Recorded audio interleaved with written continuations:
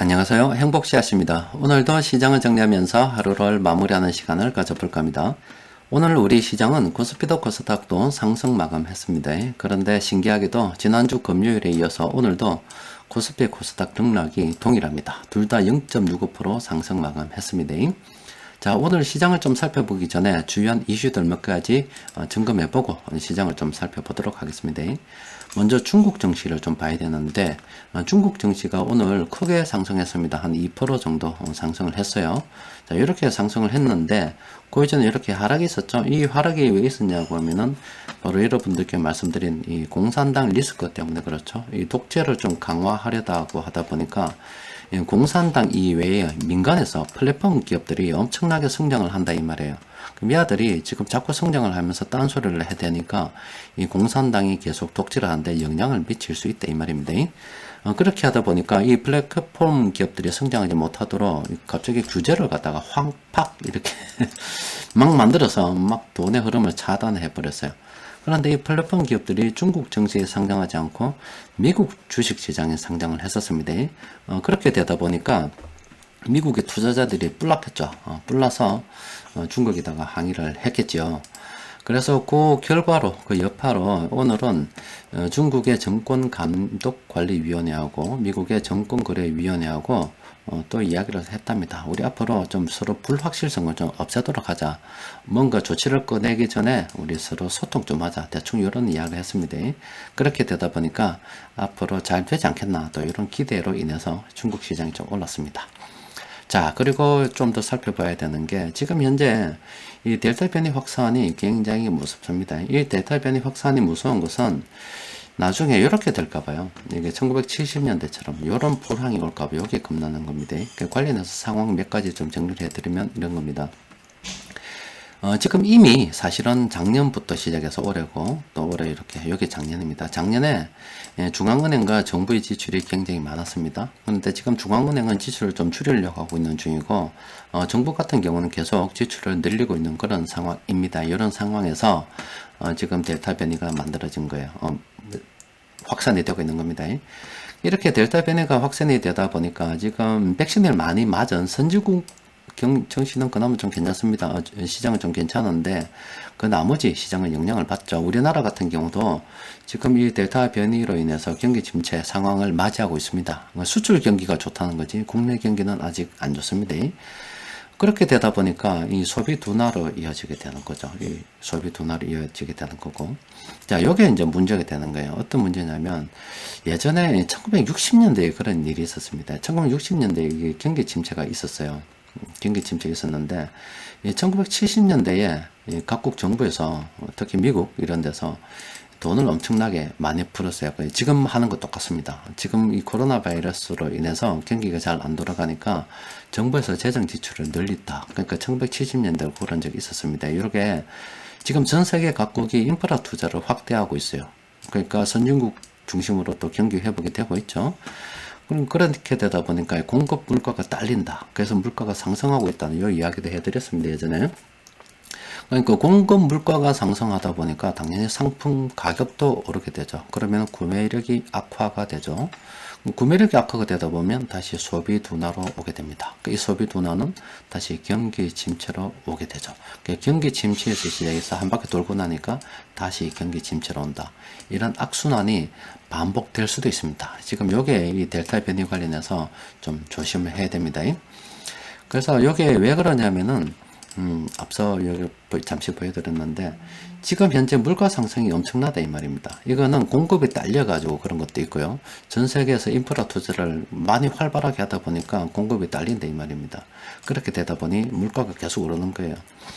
근데 요게 자칫해서 이 1970년대 상황으로 가게 되면 진짜 골치 아프다 이 말입니다. 이게 우리는 지금 현재 돈을 많이 풀고 정부에서 재정 지출을 확대하는 게 바로 이게 코로나 바이러스 때문에 그렇습니다. 사실 코로나 바이러스 이전에도 정부 재정 지출 확대에 대한 움직임이 있었습니다. 그게 뭐냐면은 예전에 제가 가치투자연구원에 한번 정리를 해드렸죠.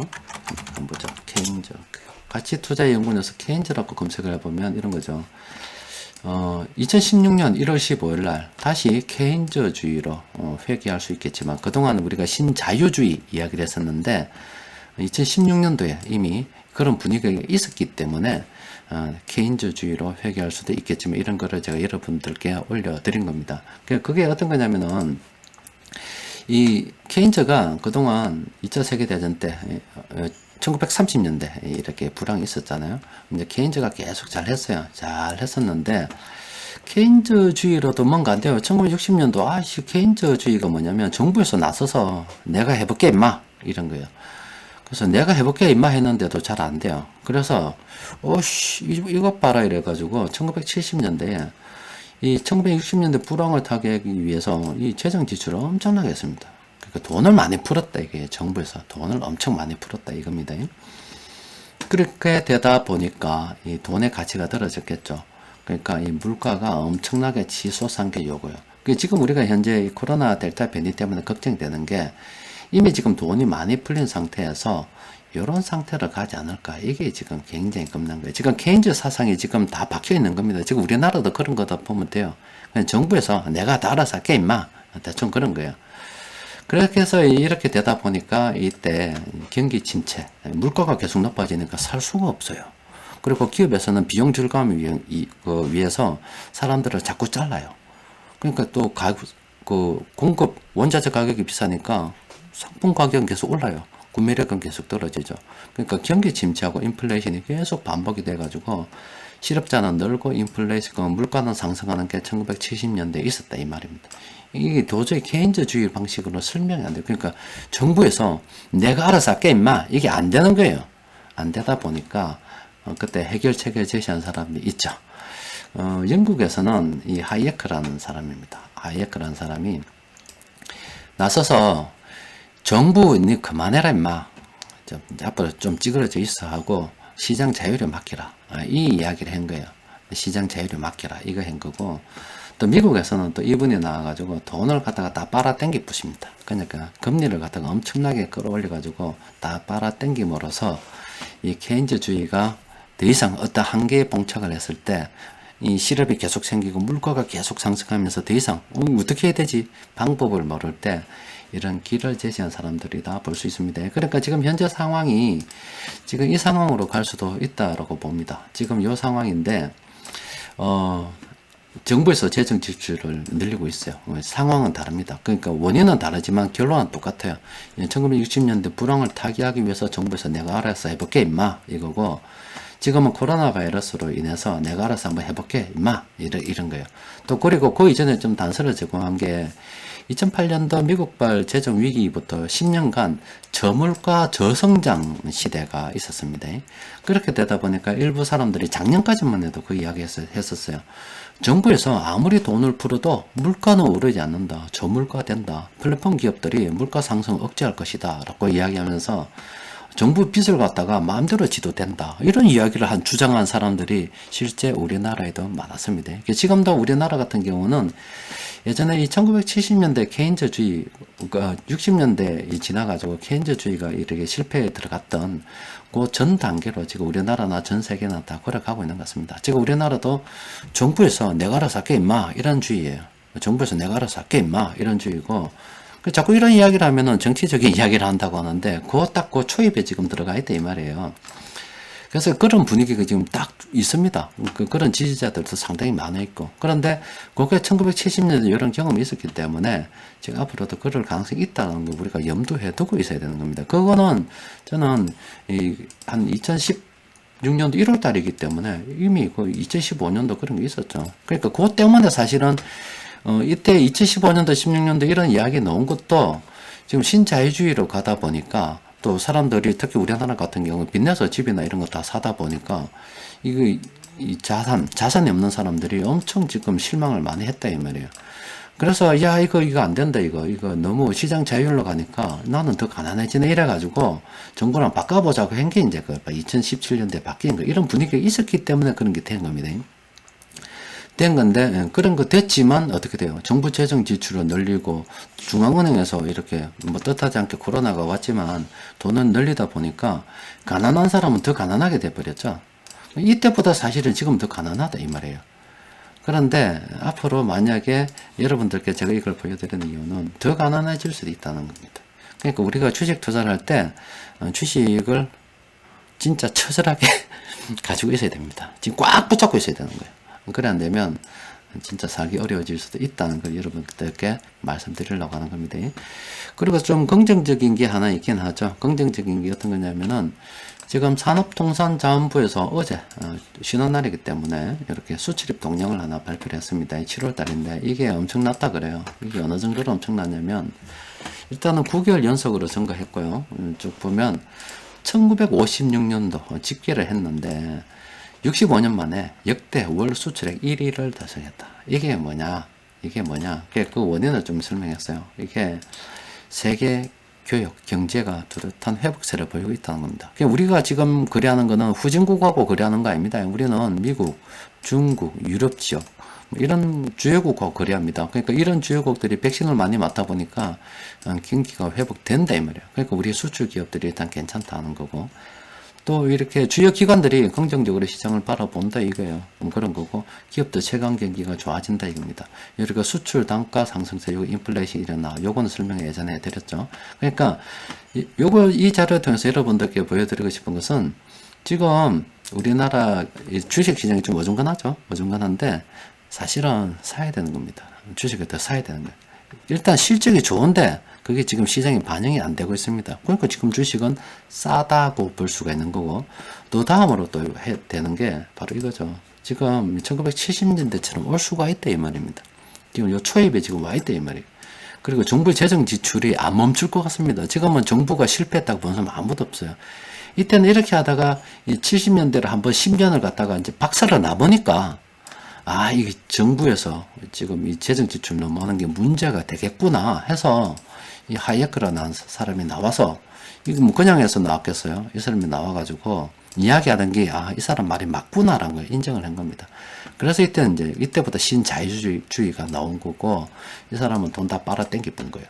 지금은 이런 문제점이 있었지만 지금 같은 경우는 이때는 1960년대 경기 불황이 있었고 우리는 2008년도 미국발 금융위기 이후에 저성장, 저금리 국면이 있었다 아닙니까? 이래도 안 되니까 시장이 실패했다라고 보고 지금 정부에서 좀 알아서 나서서 해달라는 이제 고초입의 분위기이기 때문에 앞으로 이렇게 될 수 있다라고 우리는 전제를 깔고 투자를 진행해야 되겠죠.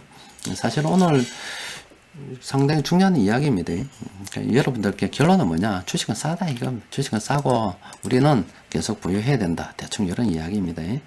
또 이런 이야기를 또 이놈 시기들이 뭐 정치적으로 해석은 안 했으면 좋겠다. 자, 그거 하면 때 차압을 깁니다.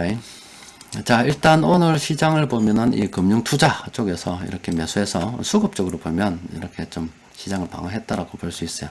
그런데 이런 기업도 좀 봐야 되죠. 좀 떨어진 기업도 더 볼만합니다. 왜냐하면 다 좋았어요. 우리나라는 제조업 비중의 70%가 훨씬 넘죠. 수출 기업들 상당히 많죠. 그래서 수출이 다 좋다라고 보면 됩니다. 떨어져도 그냥 사면 돼요. 그래도 오늘 세력들이 매수한 종목들을 보니까 자, 이런 종목들 13개 종목이 있더라 이 말입니다. 이런 종목들은 우리가 관심을 가지고 좀 살펴봐야 되겠죠. 그래서 요거는 제가 정리를 좀 한번 해보고 괜찮은 종목이 있으면 내일 장중 수급 분석 시간에 올려드리도록 할게요. 오늘은 또 여기까지 정리하도록 합시다. 앞으로 모르겠어요. 어떤 일이 벌어질지는 모르겠습니다만은 저는 아무래도 지금 이 델타 변이 이게 당장 잡힐 것 같지는 않고 이런 악순환이 지금 될 수도 있지 않을까 지금 싶기도 하고 지금 우리나라 아니면 전 세계 돌아가는 걸 봤을 때 이 정부에서 재정 지출을 하는 것이 문제가 생길 때까지는 갈 거다. 그러니까 사람들이 그 문제점을 인식할 때까지. 그러니까 지금 이 정부의 지출이 늘어난 것은 신자유주의의 문제점. 왜 가난한 사람은 더 가난해지고 이 자산을 가진 사람은 더 부자가 되는 게 이게 신자유주의의 문제점이었습니다. 그런데 이걸 타개해보고자 정부 지출을 늘리면 가난한 사람이 부자 될 수 있지 않을까 이렇게 희망을 가져봤다 이 말이에요.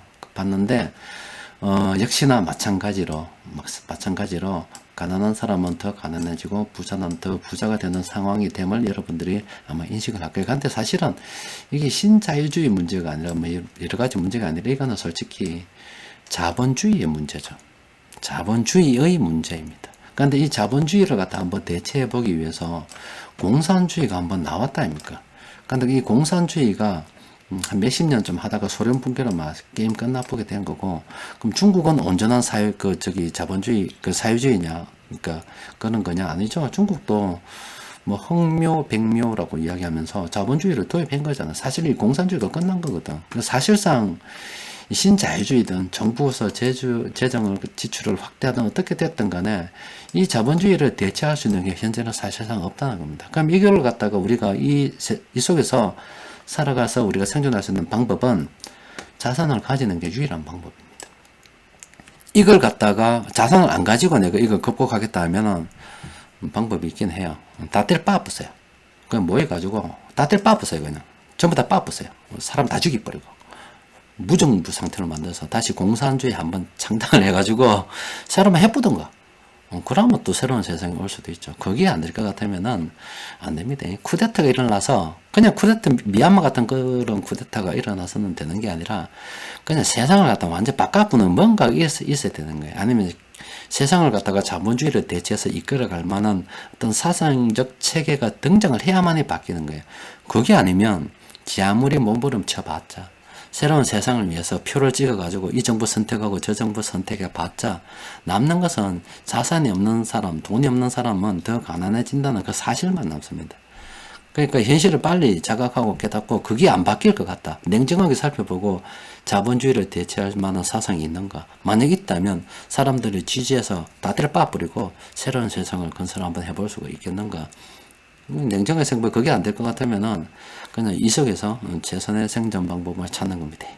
사는 방법을 가르쳐 줬는데도 이 자식들이 뭐 자본주의, 뭐 좌파, 우파 교사하면서 새끼들 막 자꾸 극하면 진짜 안 할 거다. 자, 오늘은 여기까지만 정리하고 마치도록 합시다. 이상입니다.